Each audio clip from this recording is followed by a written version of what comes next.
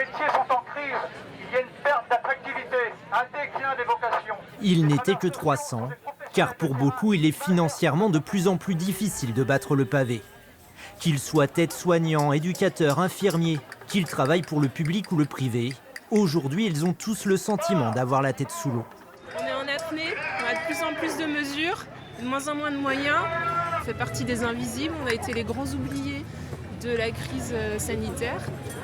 Au-delà du sentiment d'injustice, les professionnels du médico-social sont en souffrance depuis longtemps.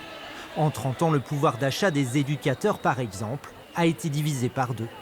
Moi, j'ai vu par exemple une jeune diplômée, diplômée Bac+3, donc diplôme d'état d'éducateur spécialisé, 3 ans d'études après le bac, qui est venue faire un CDD dans mon service et qui au bout de 2 mois dit « bah non, moi je préfère rester chez moi à m'occuper de mon enfant plutôt que travailler pour 1 365 €. » Du côté de l'hôpital public, on garde le silence.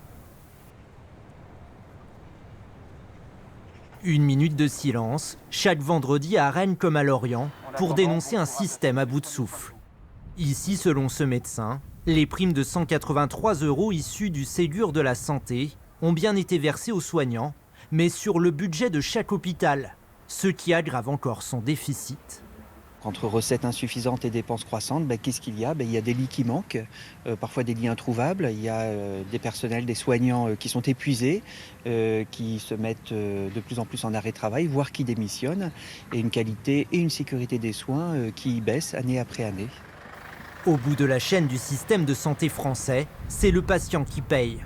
Un patient qui porte bien son nom, car chaque semaine, quelques-uns d'entre eux doivent attendre aux urgences une trentaine d'heures avant de trouver un lit disponible.